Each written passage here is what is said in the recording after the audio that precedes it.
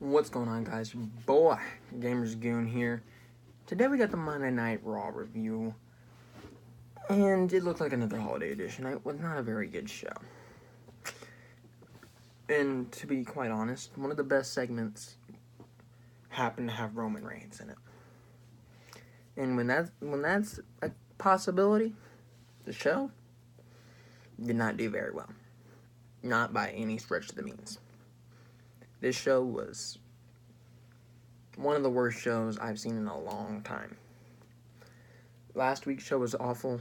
This week's show, it might have even been worse. This show was not good. This show was pathetic. It was disgraceful. It was an embarrassment. I don't know what else to say. I would love to sit here and say that this show was good, but a lot of meaningless things, a lot of stupid things, a lot of things that's happened kept happening, and nothing really makes much sense right now. Show opened off with Seth Rollins and Elias. Elias was out there opening the show with his little song. Seth Rollins came out.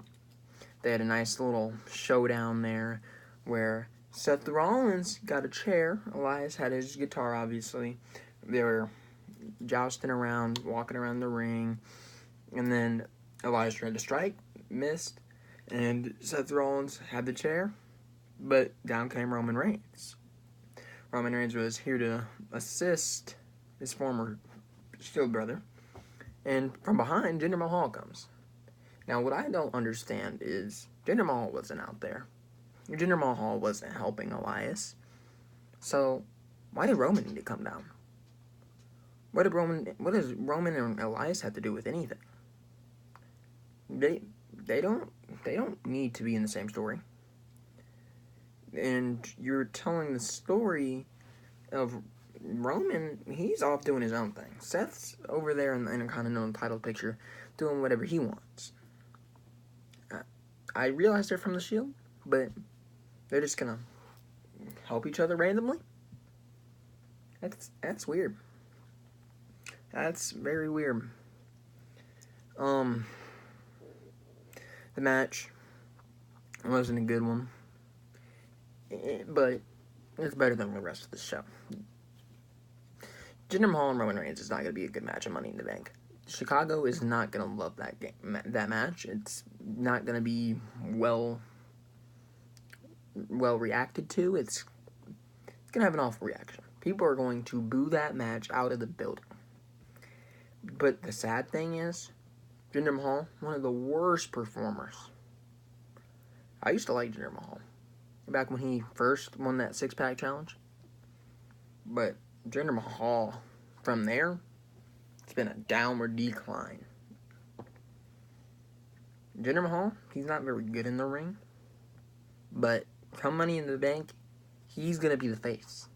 Roman Reigns is going to walk into Money in the Bank being brutally ranted at. Everybody's going to hate him. Everybody's going to love Jinder Mahal. The match is going to be the worst crowd reaction I think we could ever hear. Do you think Brock Lesnar and Roman Reigns was bad at WrestleMania? The crowd reaction there, I was part of it. You think that's a bad reaction? When you put them two in the ring, it's going to be an even worse reaction. Seth Rollins and Elias, on the other hand, is going to have a good reaction. Seth Rollins can carry a match. Elias, a very underrated talent. I like what he's doing. He's one of the brightest spots on Raw out of a few. Seth Rollins as well. Nothing against Seth Rollins, but Elias, I'm an Elias fan. That match is going to be okay. Elias, I could see him winning the Intercontinental Championship. I wouldn't mind it. That would just secure the Seth Rollins-Brock Lesnar feud at SummerSlam that we're talking about. And I think that could happen. But we're getting off the track. This match wasn't that good. It was Roman Reigns and Seth Rollins losing to Jinder Mahal and Elias. Do I need to say anything else? Did anybody care? Did it make sense? Sure, there were intertwining feuds. But what does Roman Reigns have to do with Seth Rollins at this moment? I'll wait. Can you tell me? Can you tell me what Seth Rollins has to do with Elias right now? I can't tell you. I would be surprised if somebody knew why they're teaming. And then, the next segment, Roman Reigns and Seth Rollins, they started at maybe a 2.5 star for the night. Maybe. But when this next segment aired, I knew it was going to be an awful show. They come back from commercial break, and there's tacos. There's tacos lined on up. I'm like, didn't we just have a food scene last week? And I'm like, wait a minute. This ain't going to be that same crap with the B-Team barbecue crap again, is it? It better not be. But then I see Curt Hawkins out there, and I'm like, Curt Hawkins? Who cares about Curt Hawkins? Then he cut a promo. He said, tonight's going to be monumental. I've lost 199 matches in a row. Tonight, I'm going to win. And his boy, a jobber from Houston,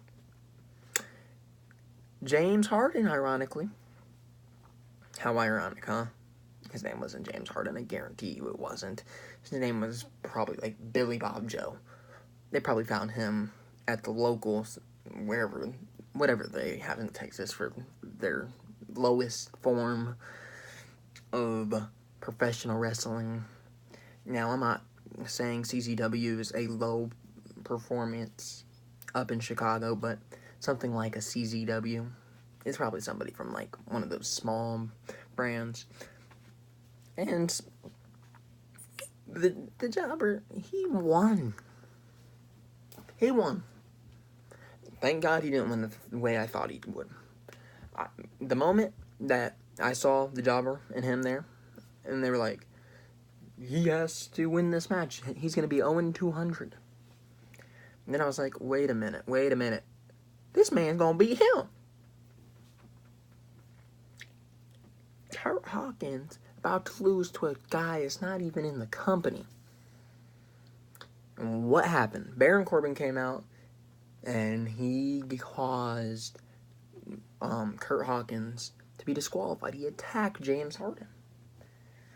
And then he proceeded to go on to the food and throw tacos and hit Hawkins with tacos. And then he shoved the taco table onto Hawkins. And then Hawkins, on Twitter later that night, came out and said, I just wanted to give everybody a taco. Because if he was winning, if he would have won, he would have gave everybody a free taco. I think they need to give some bigger incentive to those fans in there. A taco for that segment, you should be $20 a piece. Maybe even refund them whatever their ticket they got. Refund them. It's awful. It is completely awful. Next, we get to see that Baron Corbin is the co-GM for the show. Baron Corbin, co-GM. Okay, he made some nice decisions. I like Baron Corbin. I'm a Baron Corbin fan. I'm a fan of Baron Corbin. He made some nice decisions. He was more logical than whatever we were seeing. He made the most sense out of the night. He had a note from Stephanie saying that he is going to assist Kurt Angle for the night. I don't know if it's going to last or if it's going to proceed on or Corbin's going to actually be in a management role or what's going on. I'm not sure. But I did like that. I liked that. But most of this stuff, Corbin should have saved the whole show. He should have never let the B team go out there. He should never let Nia Jax go out there. He should have stopped the Sami Zayn segment. He should have stopped the 6-woman tag match. And he probably should have stopped Kevin Owens from looking like an idiot. But we haven't talked about all those segments yet. I'm about to. The B team. You might be like, why did you mention the B team? Because they were in a battle royal. A battle royal with no logical sense whatsoever. So they had a bunch of tag teams in there. Winner gets to fight the leader of worlds, Bray Wyatt and Matt Hardy. Okay. Interesting. So the B team comes on out. They have their new merchandise with Sharpie. And they end up winning. But define a battle royal. The battle royal is if your feet go over the top rope and it hits the ground, you're out. Right? Now, correct me if I'm wrong, but that's a single person. So in a tag team battle royal, only one person has to go over the rope. So you're telling me that if you had, let's say, Drew McIntyre and Dolph Ziggler together, Dolph Ziggler goes out early. Drew McIntyre's just gone. He doesn't get a chance to fight for himself and carry his team to victory. What? Come on, man. I think that rule was stupid. That was an idiotic move. The B team ends up winning. The B team will go on to face Bray Wyatt and Matt Hardy. Does anybody care? The B team shouldn't, because they ain't going to win. And if the B team does win, what does that say to everybody else? What's that say to the Breezangos? What's that say to Drew McIntyre and Dolph Ziggler? We don't care how talented you are. We don't care that these guys were jobbers and were goons in the Miz Taraj just 2 or 3 months ago. We're just going to throw them right at the top of the card. They're going to be our main attraction for the tag team division.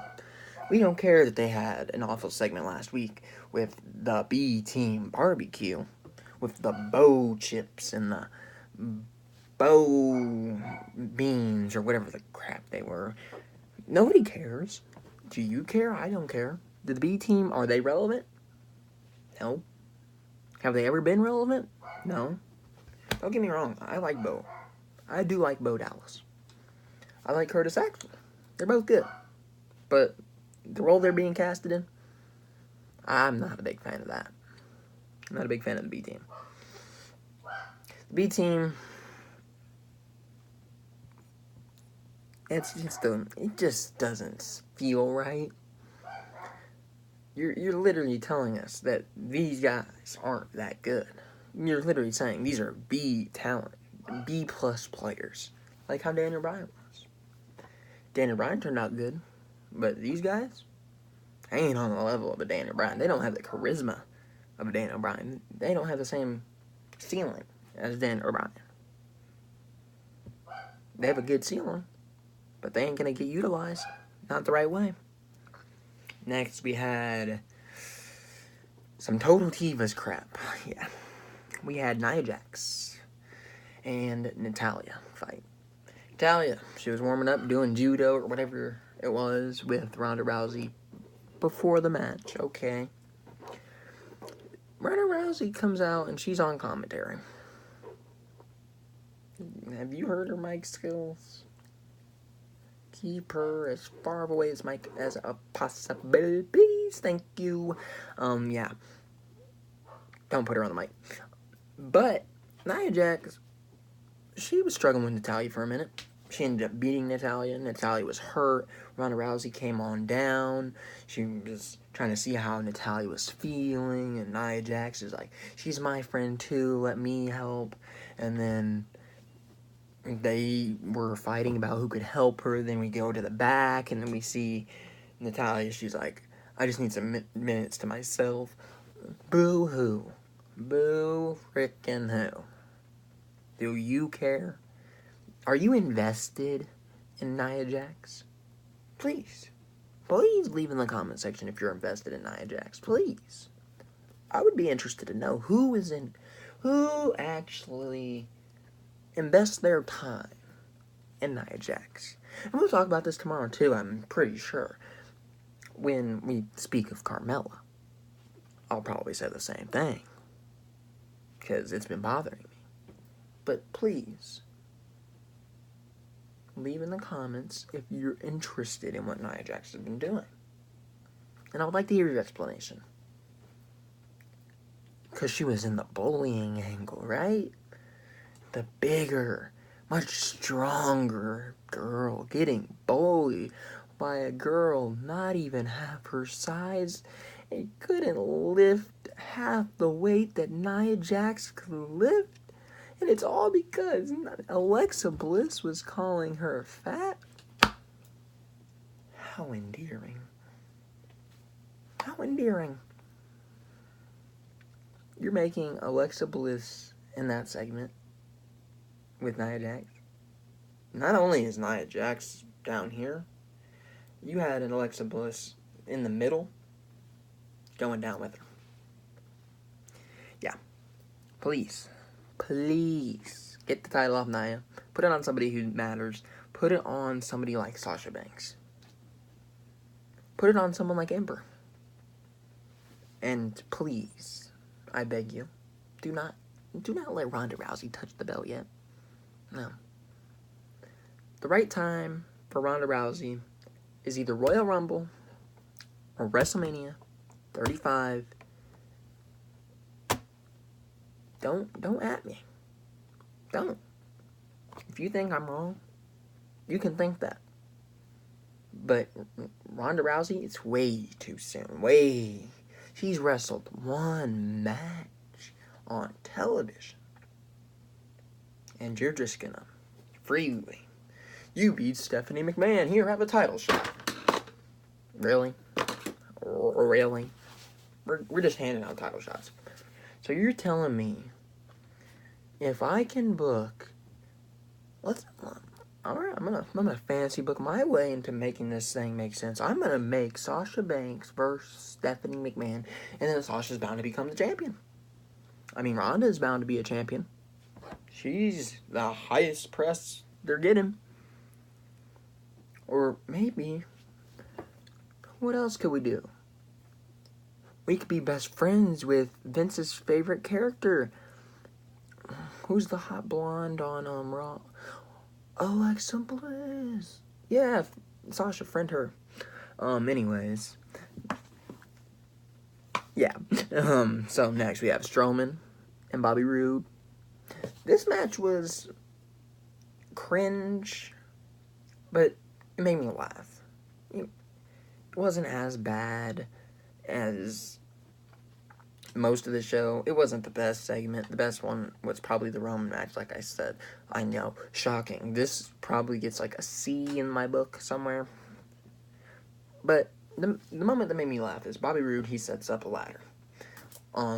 It's between the barricade and the ring, obviously. You know how they set it up. Vertical. And, yeah. So, then Bobby Roode comes up on the ring. He's like, come at me, big boy. And then he starts running around the ring. Braun's chasing him. He rolls under the ring. Or, not under the... He rolls under the ladder. And Braun stops. And Braun just chops that ladder in half. It's pretty funny. It made me laugh. It made me give a chuckle. But the rest of the match didn't do much. It did not do much at all. And what can I say? It's not my fault it didn't do anything. Strowman won. What else did you expect? Next, I'm gonna save myself some misery, and I'm gonna break this down. I'm gonna try to simplify it for you guys and for myself, because I don't want to get as mad as I was last night about this. Sami Zayn is one of the best talents throughout the entire company. He's up there with the Finn Balor's, the AJ Styles, the Daniel Bryans. He can wrestle. He's one of the best. But this year is not Sami Zayn's year. Sami Zayn last week, or was it last week? No, it's 2 weeks ago. He was in the segment with Bobby Lashley's sisters that were men dressed up in drag. That was an awful segment. Awful. And then come this week, we got Bobby Lashley and Sami Zayn.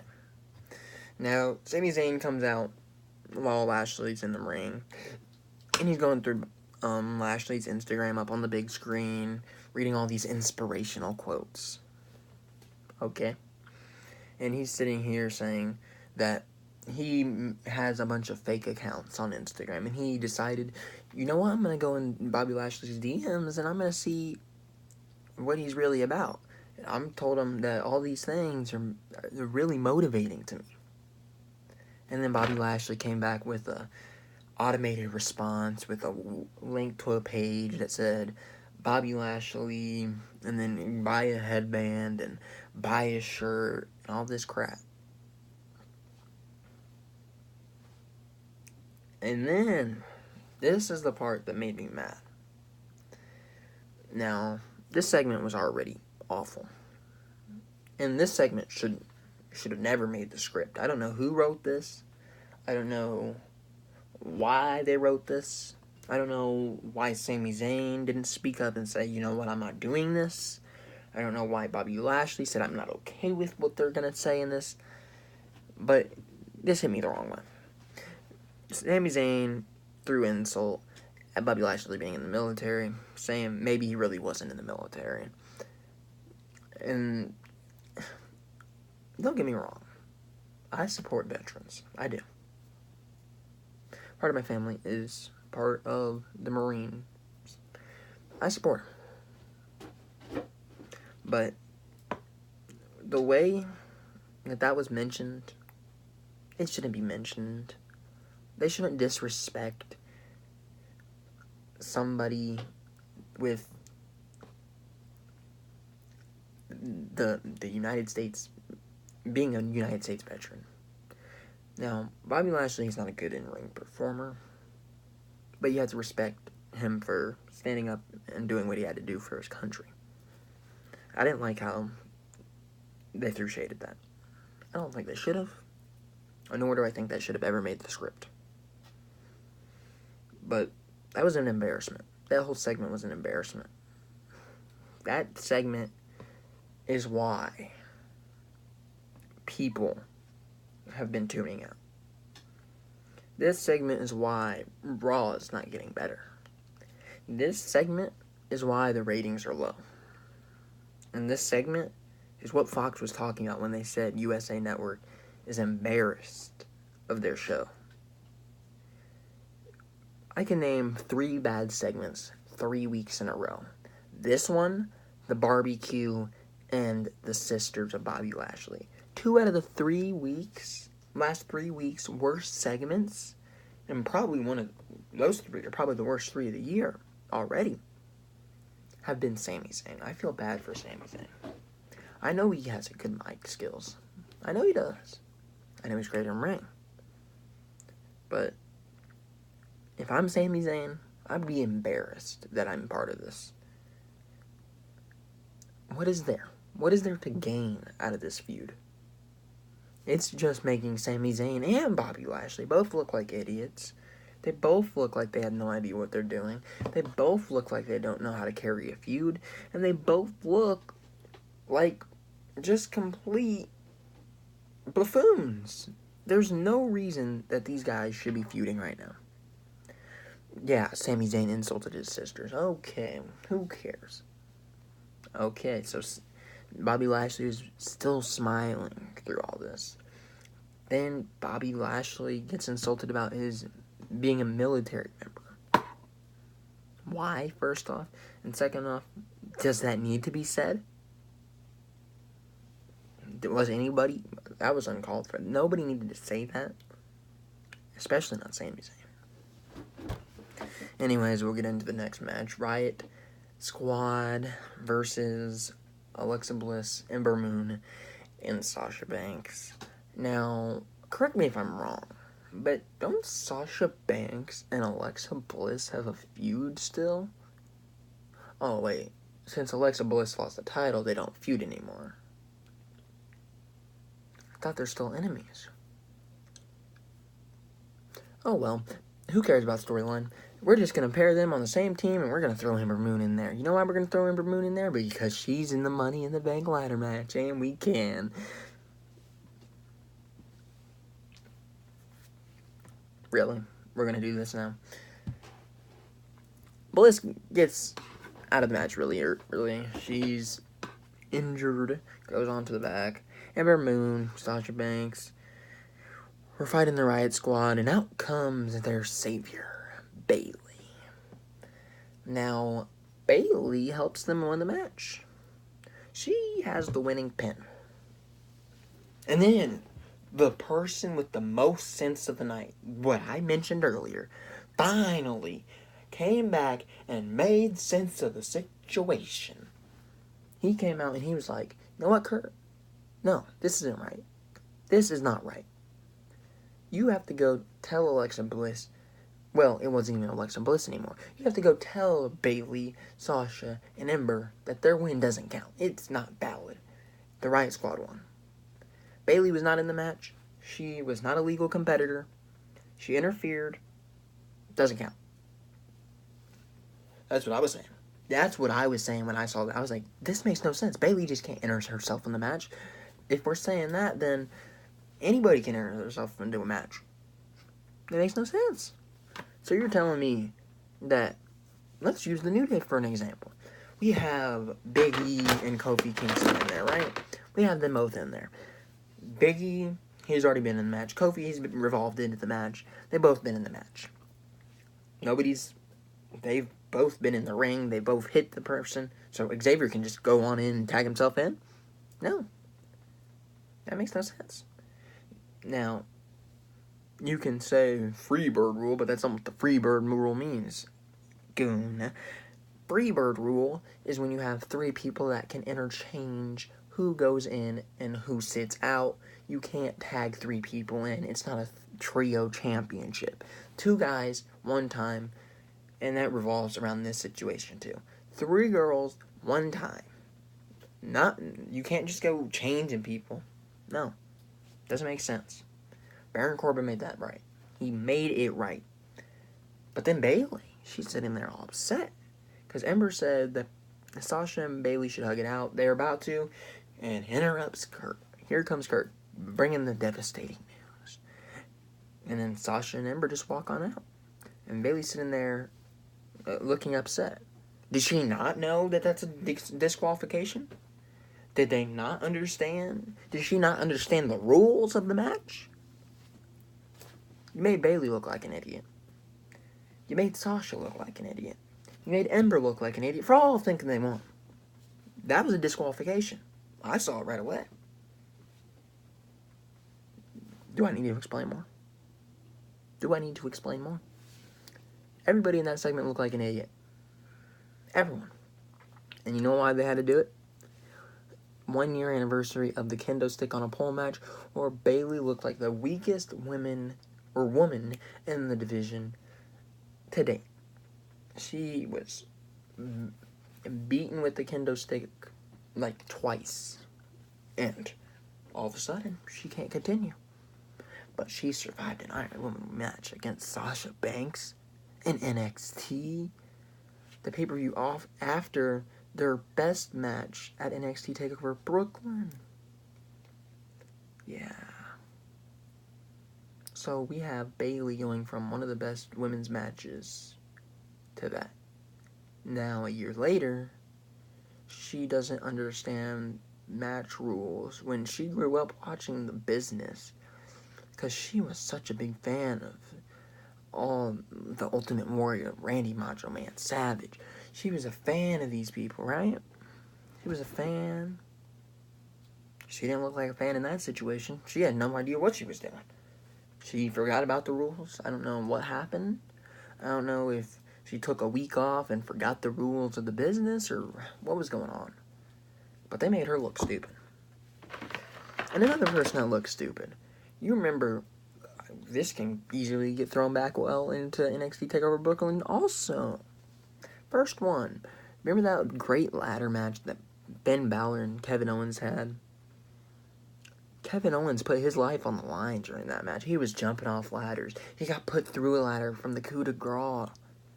Finn Balor and Kevin Owens took each other to the limit in order to be the NXT champion. So now Owens has a chance. He has a ladder in the ring with a downed Finn Balor. He's up on the top, and he doesn't want to jump. Kevin Owens, out of all people, doesn't want to jump. Have you seen Kevin Owens? Kevin Owens, one of the craziest guys in the business. And he doesn't want to jump off that ladder? Please explain why Kevin Owens, out of all people, gets scared. Kevin Owens isn't a guy to get scared. Kevin Owens is the guy to jump off the ladder, get back up, do it again, and then spit in the face of Finn Balor while Finn Balor's on the ground. But Balor ends up beating Owens because Balor isn't afraid. Balor wasn't scared to hit the coup de grace from there. But Kevin Owens, out of all people, is afraid? I believe that there was the great takeover, or I'm not even sure if it was takeover. Was it the Beast in the East, maybe? That it was Kevin Owens versus Finn Balor. The Demon was there. Was Kevin Owens scared then? Was Kevin Owens scared at Brooklyn when the Demon was there and he finally became the champion? Was Kevin Owens scared then? Was he ever scared of the Demon? And now he's scared of Balor the Man? Finn Balor the Demon is somebody you should be scared of. But Kevin Owens was fearless then.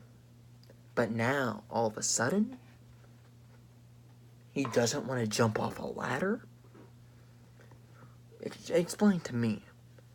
Last year, Kevin Owens was my Money in the Bank. He had the United States title, and he could have been a dual champion, right? There was some crazy moments in that match where he took some brutal ladder spots. But all of a sudden, he doesn't want to do any ladder spots. When he's not even getting put through a ladder, all he has to do is jump off the ladder. So all of a sudden, Kevin Owens just is now afraid. It makes no sense to me. It makes no sense. This whole show made no sense. Best segment was Roman Reigns and Seth Rollins, and it wasn't even that good. It might have started middle. Show kept getting progressively worse. Hawkins made it awful. B-Team made it awful. Nia, keep her off television. She doesn't need to be a champion.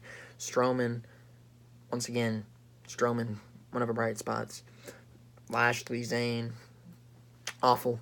Don't need that segment. Don't need another segment with them. Keep them away from each other until Money in the Bank. Get that one-and-done match. Sami Zayn wins. Bobby Lashley goes on. Bobby Lashley can go fight Brock Lesnar if he wants. I don't care. Keep them out of the same program. Sami Zayn needs to be far away from him. Sami Zayn should be in a segment with a guy like Finn Balor.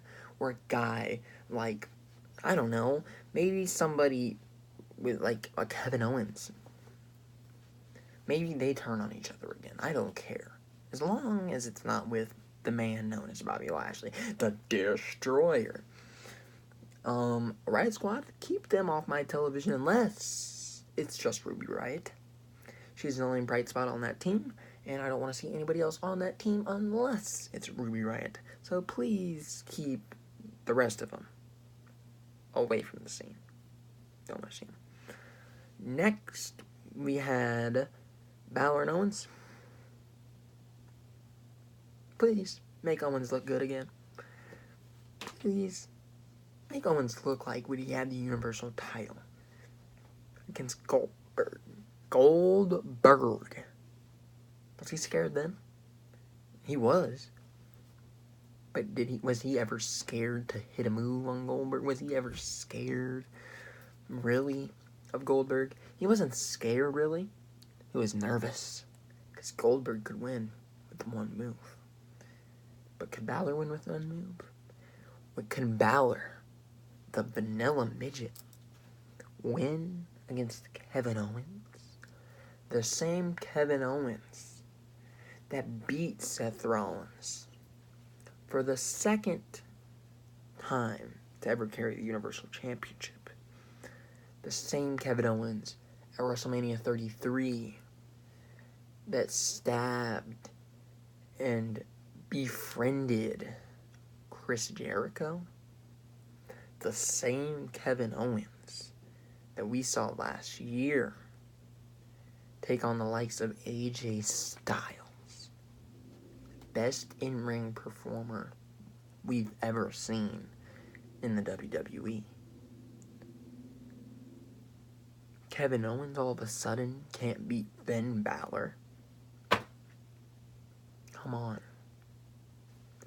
Make logic out of your show. Continue storylines, make sense, and please,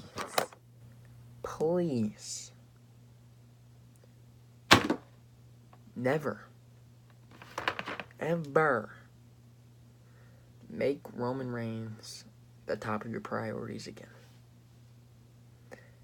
You wanted him to have his pop. He got his pop. He was with Seth Rollins. He got his reaction. But that's not what you need. Right now, keep Roman off television. Keep him off until Money in the Bank.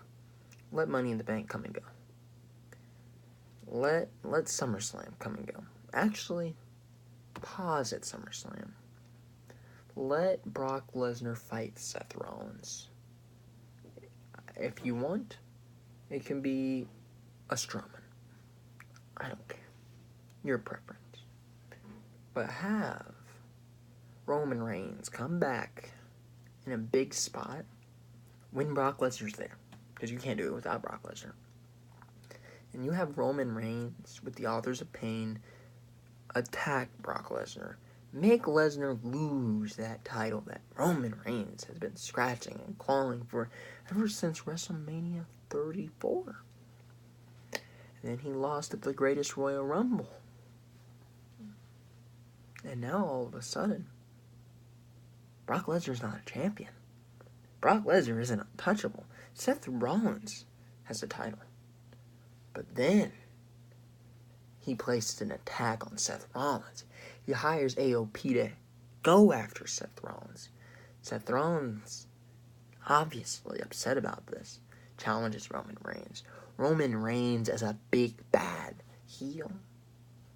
And Seth Rollins, the big baby face.